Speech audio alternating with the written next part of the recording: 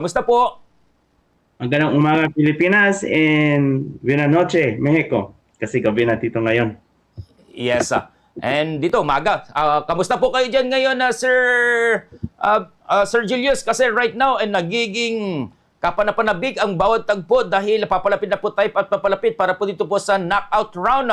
Sa round of 32 po, Sir Julius. And how's the Mexico right now para po dito sa pagiging co-host po ng FIFA World Cup 2026?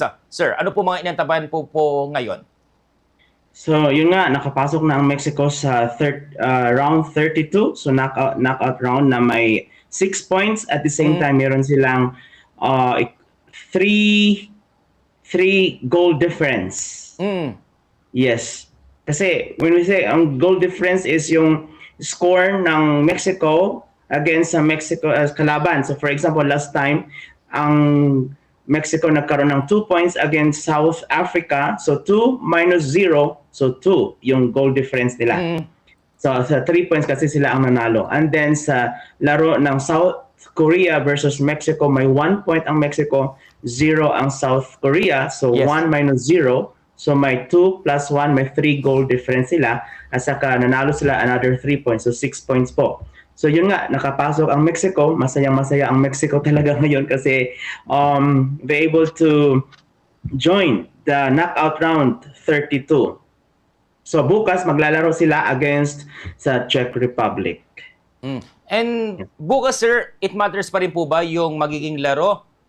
Kung magkaroon po, for the sake of conversation, kung magkaroon po ng upset, magkakaroon po ba ng iba doon mismo sa resulta ng sa bracket po nila, Sir Julius?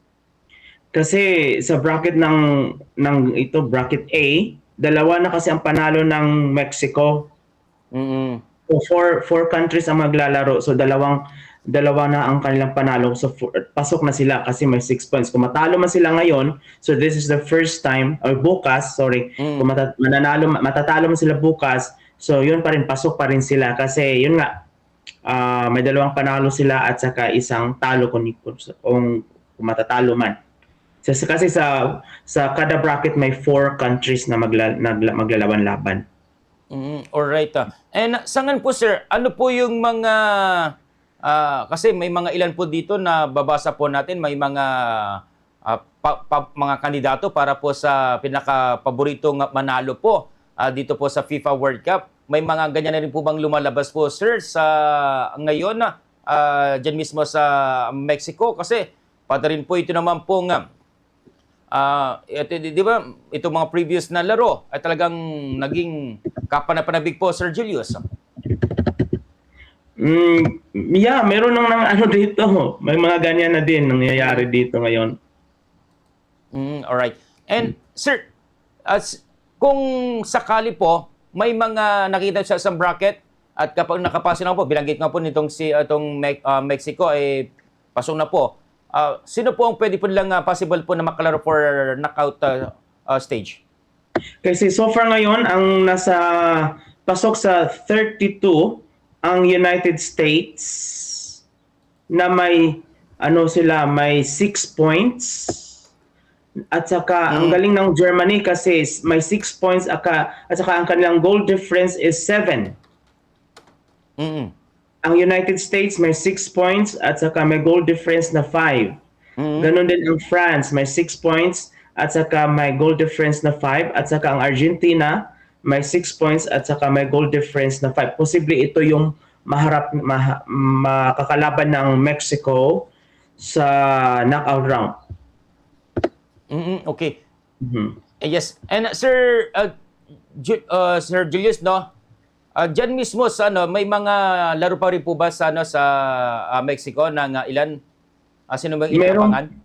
Meron po sa ngayon nangyayari ang Colombia against Democratic Republic of Congo. And tapos sir, bukas ito na po yung pinaka last game po nila. Para po magkaroon na po ng ng itong knockout stage po. Yes, opo. Yes.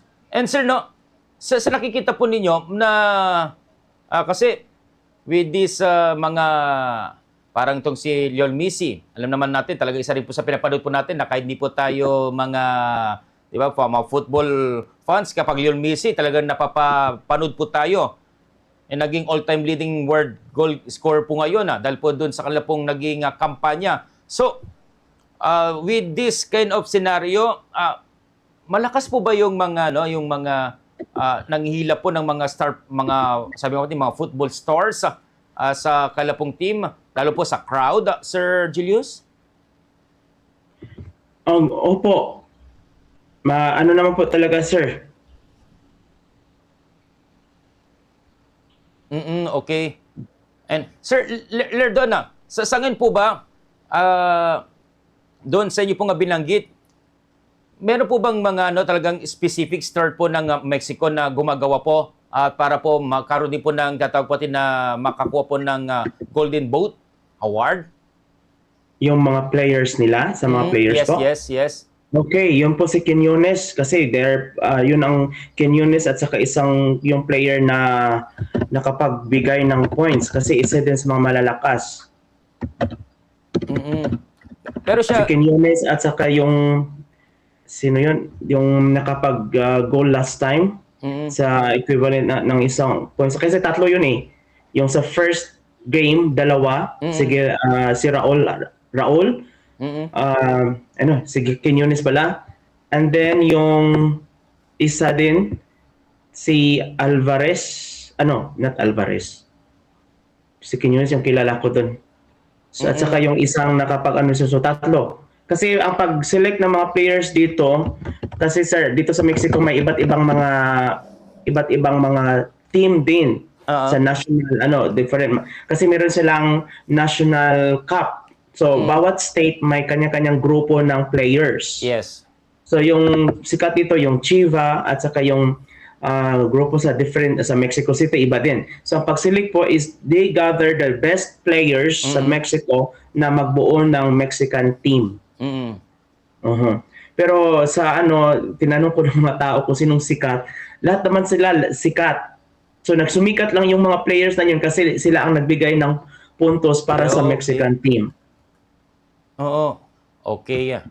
And sir, mayroon po bang mga mangyari po na mga laro po dyan sa knockout stage?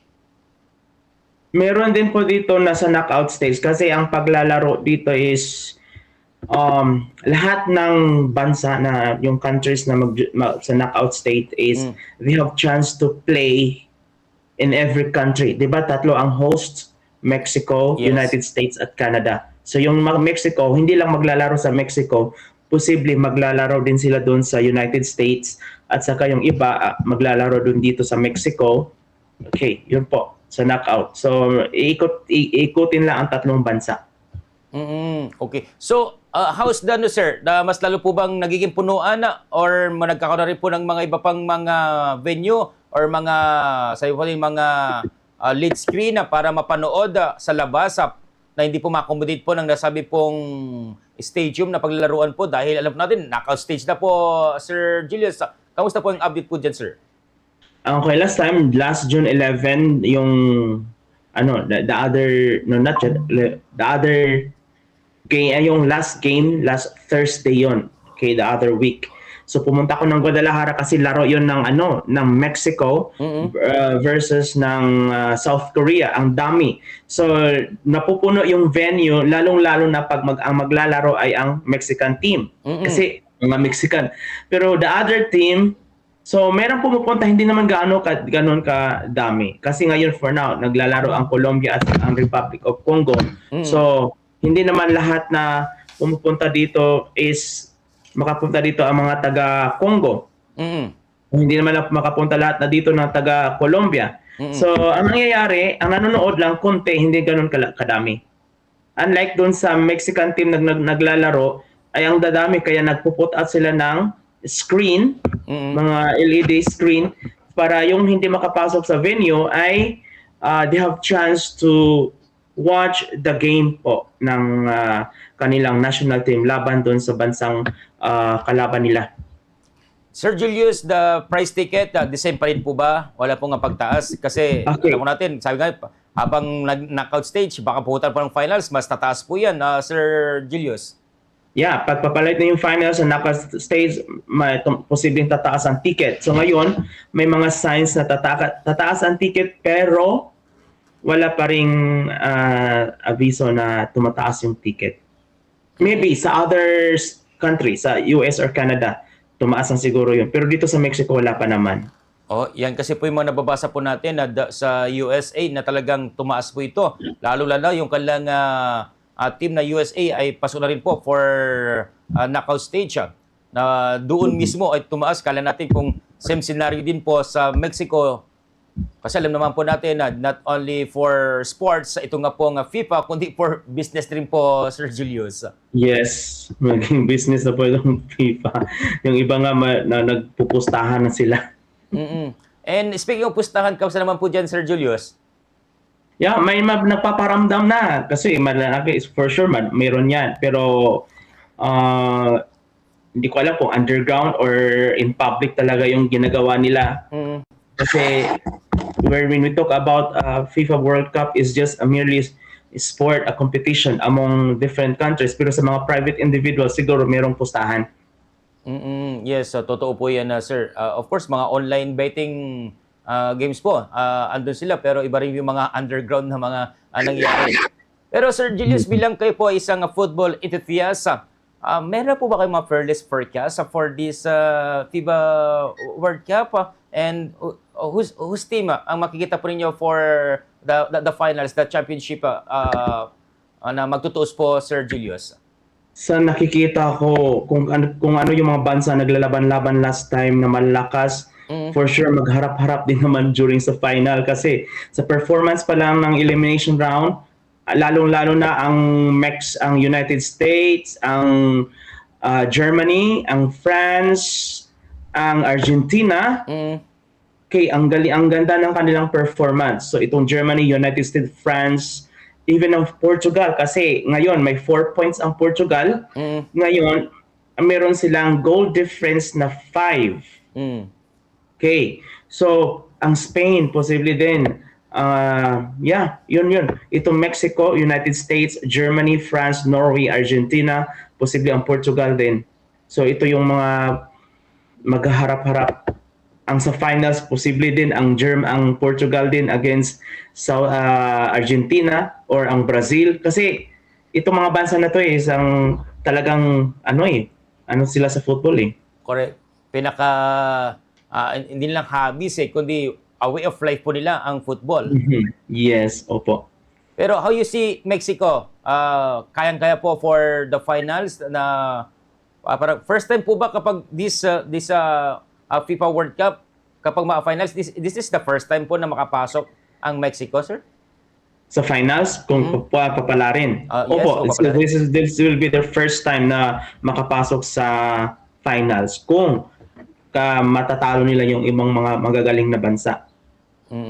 Pero wala pa ba kayong in mind na talagang nakikita po ninyo? Kasi sa mga NBA teams, may mga Lakers fans at meron ding mga OKC or kaya New York fans with this sa mga team ngayon of course mga bansa. Sino kaya ang fearless forecast po ninyo, sir, na makakuha po ng kampeonato this year? Sa akin naman nakikita ko is still Argentina. Argentina. Alright. And with that po, Sir Julius, baka may mensahe po kayo sa po mga kababayan at ito nga po, patuloy po kami pong pag-update sa mga kaganapan dyan mismo sa Mexico bilang co-host po ng FIFA World Cup ngayong taon po nito, Sir Julius. Sa lahat ng mga Filipino ay magandang araw, and then sa lahat ng tomorrow po maglalaro ang Mexico versus Czech Republic. So pwede niyo panoorin online via YouTube, and then yun nga, so papalapit na ang finals. So marami pang mangyayari sa World Cup na to, and hopefully na we're praying na maging successful, at kung sino man yung mananalo ay talagang deserve nilang manalo sa World Cup na to. And hopefully, the Philippines can also join the future World Cups, hopefully. Kasi yung mga estudyante ko nagtatanong, kasali ba kasali ba professor ang I'm talking in Filipino. Yes. Kasali ba ang Pilipinas sa World Cup? Ko, hindi. Hindi kasali kasi doon pa lang sa Asian Cup, ang hirap makapasok. Yes. Correct po. And with that po, Sir Julius, buenas noches and gracias. Okay. Muchas gracias, Philippines. Yan po mga kabombo si Sir Julius Lerdos, ang ating naman pong Bombo International News Correspondent mga kabombo. Higil po dito sa usapin, no? Sa ating usapin po ng FIFA World Cup na tayo po'y nag-update para po sa mga